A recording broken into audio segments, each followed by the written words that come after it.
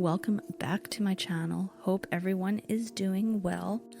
Today I have 4 Reddit stories for you guys. All credit goes to the original posters of these stories, and I will link them in my description box. A run-in with the mall left me horrified, and I don't think I can sleep at home tonight. My story happened years ago when my son Ben was only 5. As with any kid, he was becoming obsessed with the entire lore of Santa Claus, flying reindeer, a factory full of elves, naughty and nice list. Everything. When I had to pick up a few last-minute gifts at the mall the week before Christmas, I bribed Ben with a visit to the mall Santa Claus to get him to behave while shopping. I tell him, Ben, you know Santa's watching, so you have to be good while we wait in line to get rung up. It works like a charm, truly genius stuff by whoever came up with the whole naughty and nice list thing. Anyway, Ben behaved, and after the shopping was done, we got in the line for Santa Claus pictures, something I truly regret. The exhibit was set up in the center of the mall.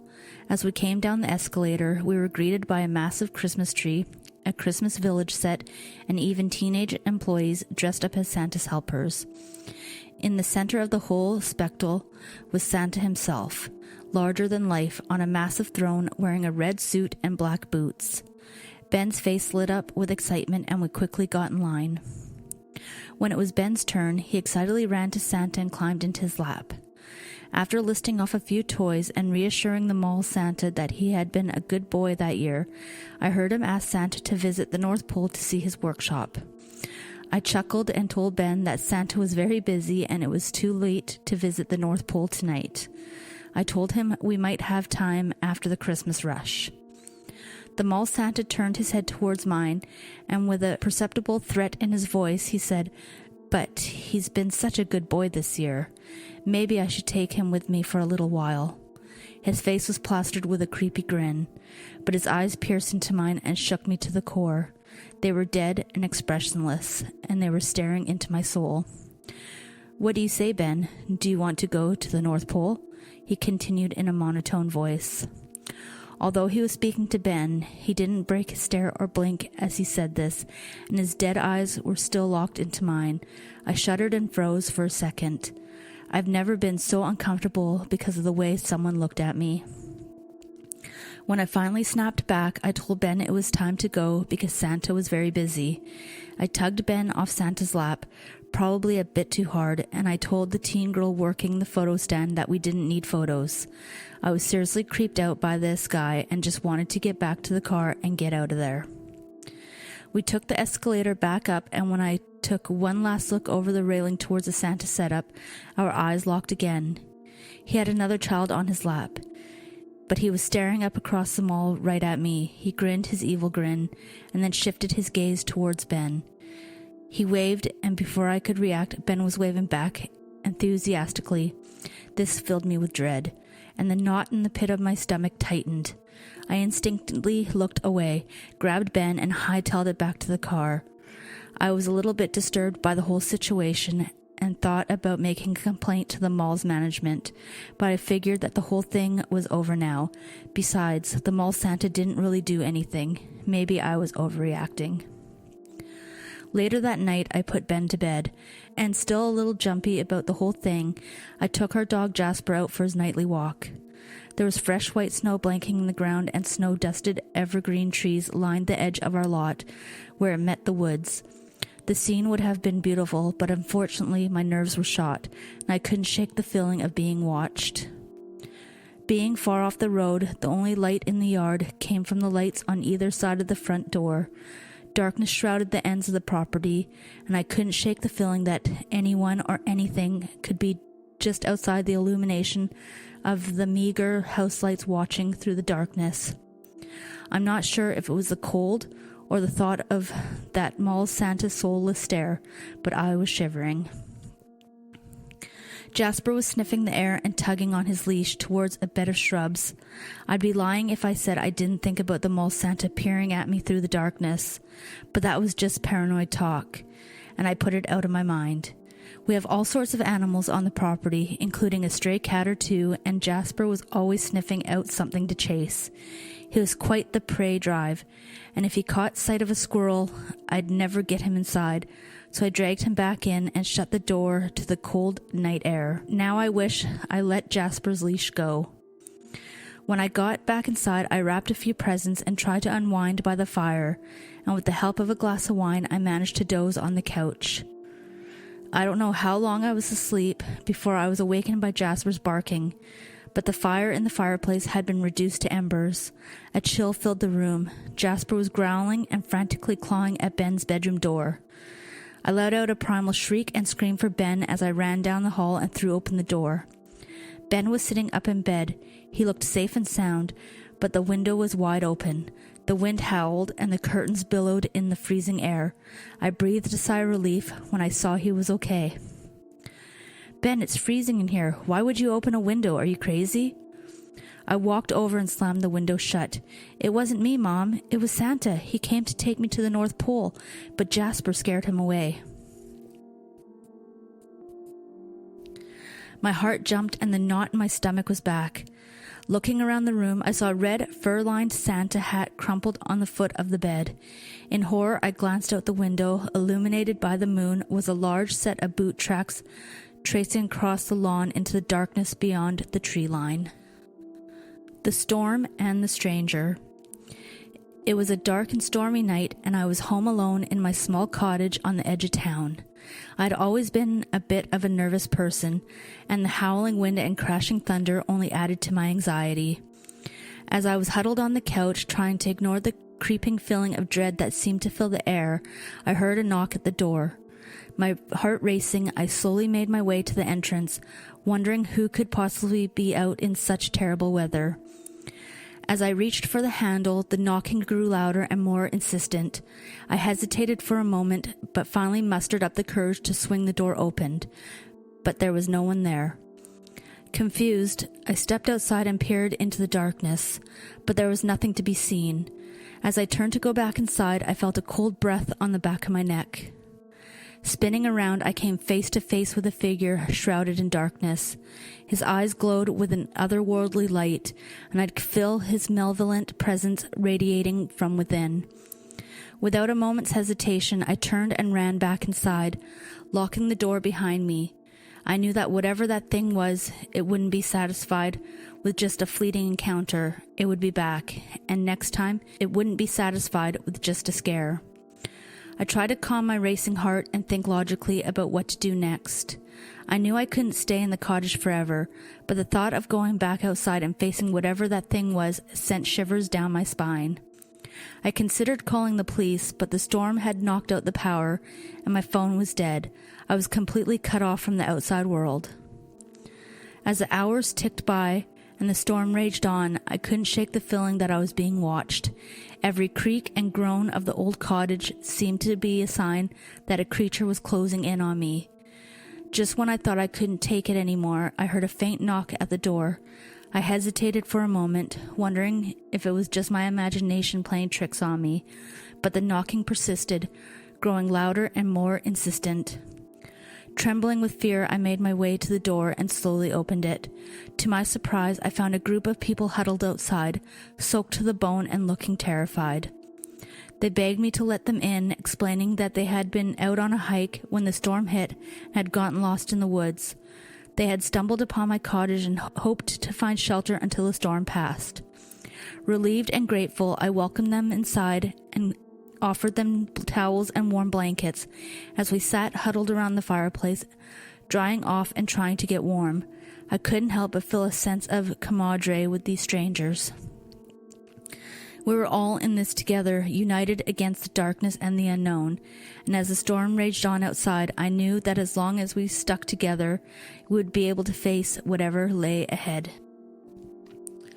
The thing I gave birth to was not my baby. I've always wanted to have a child. Ever since I was little, I've been a natural caretaker, praised for my responsibility and maturity. So when I found out I was pregnant with my husband, I was overjoyed. My husband was too, and for a while our life was perfect. Hudson and I had been high school sweethearts, and we had always dreamed of having a kid together. My dad, on the other hand, was angry. He refused to help us with the baby in any way. I hate to say it, but I knew it was because he didn't like Hudson. I expected him to react angrily, but he was only remaining family, and it stung to see him so unsupportive of my life. Despite the circumstances, I was still so excited to be a mother and began to prepare for our new life. I bought parenting books and studied them for hours. I took prenatal classes to prepare myself for the birth, and I bought everything baby could need. It put some strain on the relationship between Hudson and I, and we were supposed to be on a tight budget. Back then, I was still employed as a receptionist for a dental practice, but I was planning to quit when the baby was born. Hudson wasn't super supportive of that, but he was resigned to the fact I wasn't going to budge on this. I wanted to give our baby the best life possible, and I wanted to be around for them at all times. Everything changed when the thing was born. I went into labor 2 weeks before I was due, so it came as a shock when my water broke halfway through date night. Hudson rushed me to the hospital. I spent the next 47 hours in labor. I was prepared for pain before I got there, but not this level of agony. And when I say agony, I mean the worst pain you could possibly imagine. My whole body burned and stung and throbbing with stabbing pains like thorns being pulled across me. I had refused any kind of pain medication when I first arrived, as I wanted to do it naturally. I immediately regretted my decision, but was too stubborn to take it back. I felt blood running down my chin as I realized I'd been biting my lip. Blood, sweat, and tears pooled on the bed. The nurses assured me it was nothing they hadn't seen before. I was in prolonged labor, but this was pretty common, and I should try not to worry. However, I knew this was different. I didn't care what the nurses and doctors had to say. I could read the truth on their worried faces. They knew just as well as I did that this was not okay. Nearly 2 days of pure agony later, I entered active labor, and it was born. I knew as soon as they pulled that thing out that it wasn't my baby. I can't explain it. Maybe it was the way it looked at me with ratty little eyes. Maybe it was the way it snarled with its toothless jaws, or maybe it was how it reached for me with hands that seemed more like claws. Hudson stood by the bed holding it and smiling, telling me we did it. I was a mother. I couldn't even look him in the eye. Then that thing let out a scream, not the kind of scream you expect from a newborn, but a shriek. I blocked my ears and started to weep. I begged Hudson not to bring it home, pleaded with him. That was when he lost it, shouted at me that I was being a horrible mother and completely delusional. Those words stung me. Being a mother had been so important to me, but now it seemed insignificant. Without a word, I stormed inside the house. I ran into my bedroom and cried. Every night the thing would scream that ungodly shriek. It was driving me insane. Hudson would get up and try his best, but it seemed that nothing would work. It went on like this until Hudson too refused to get up for it at night. I couldn't bear it. I knew I had to do something. I walked into the nursery that should have belonged to my child. Approaching the crib for the first time since leaving the hospital, I noticed the claw and bite marks that covered it. Black liquid oozed out of it and pooled on the floor, corrupting the pastel rug that belonged to me as a child. I looked inside the crib to see a monster. It had black eyes and the palest skin I'd ever seen. Its teeth were sharp and jagged like fangs, and it smirked at me when it saw my horrified face.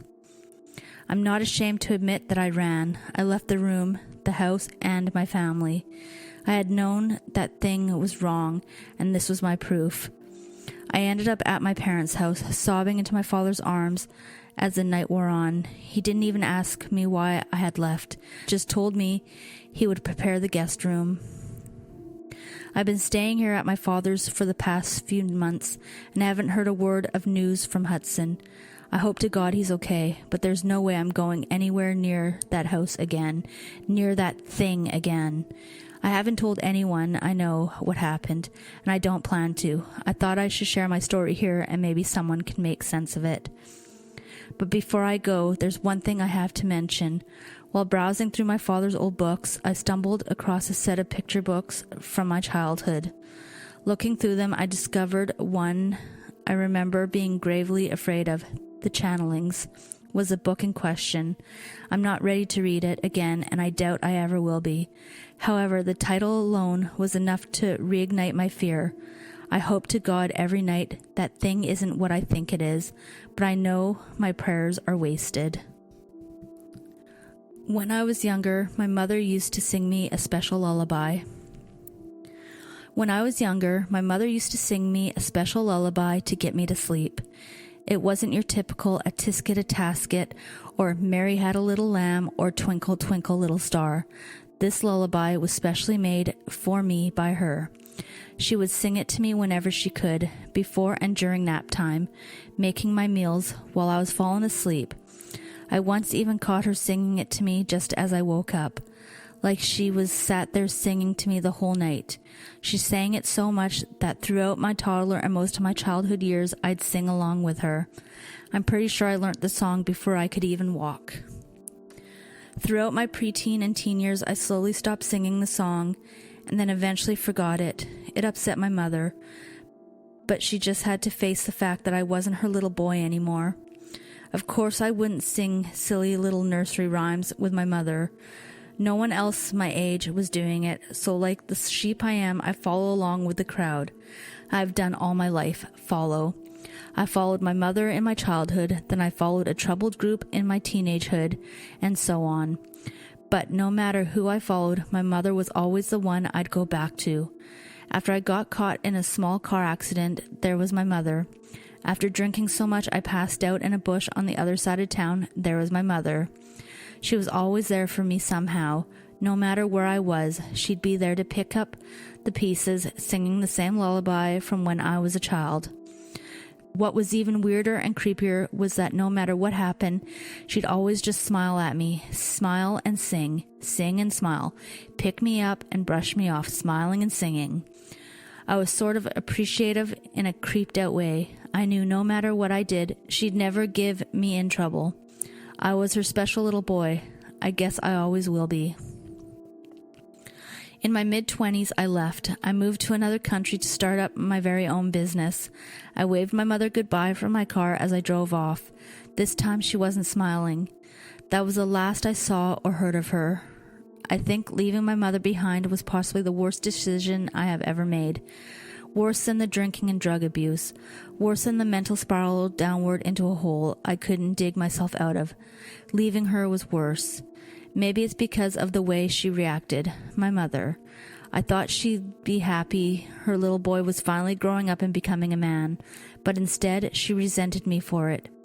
I promised I'd come back for the holiday months. I promised I'd call her and FaceTime her every day. No matter what I promised, she'd just scowl at me. No talking or singing, nothing. Just scowling at me until I left.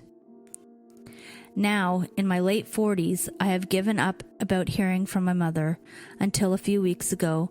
She arrived at my door, pounding at the wood in the pouring rain until I answered. It was around 4 in the morning when she arrived. I didn't know how she got my address or what city I was even in. It didn't matter at the time, though. My mother came to me, smiling with open arms. It was the first time I was actually happy in a long time. The first thing she did when we sat down on the living room couch was sing that special lullaby to put me to sleep. Curled up in her arms like I was back in my childhood, I couldn't help but hear my mother's voice go, distorted and deep, before I let sleep take me away. I was too tired, out of my mind, to try to make sense of it, like I was put under a spell. Now I am here. I'm not sure how I got here. It's dark and cold, like a basement, but my house doesn't have a basement. It's empty. This room, cold and empty, except for an old school type computer, which I'm currently sitting at. I'm surprised the site even works on this old thing. It's the only light source in the room. This cold, dark, empty room. I'm not entirely sure how long I've been down here. All I know is that I woke up in a daze to someone. No, something singing. Singing my childhood lullaby. The one my mother made up. But it can't be my mother singing. This thing, it sounds demented, deranged. My mother doesn't sound like that. It won't stop singing. I can hear it walking up and down behind me, singing. How does it know my song? Please make it stop singing. I can't handle it anymore. It's like an old record stuck on loop, singing and pacing, pacing and singing, watching me from every corner and singing. Round and round the garden, round and round we go, lovely little daffodils swinging to and fro. With a skip and a song we carry ourselves home, round and round the garden forever we will roam. Singing and pacing, pacing and singing, repeating and repeating and repeating, non-stop, no breaks or breaths, not stopping unless to stare at me. All I can hear is the tap, tap, tap of something, and singing, singing and singing and singing, non-stop, just singing. God, I hate the singing, but I can't get it to stop. No matter how much I plead or beg, it won't stop. Please make it stop. Please, Mama, just make it stop. Thank you for listening. If you like this type of content, please consider subscribing and liking my channel, and I will see you on the next one.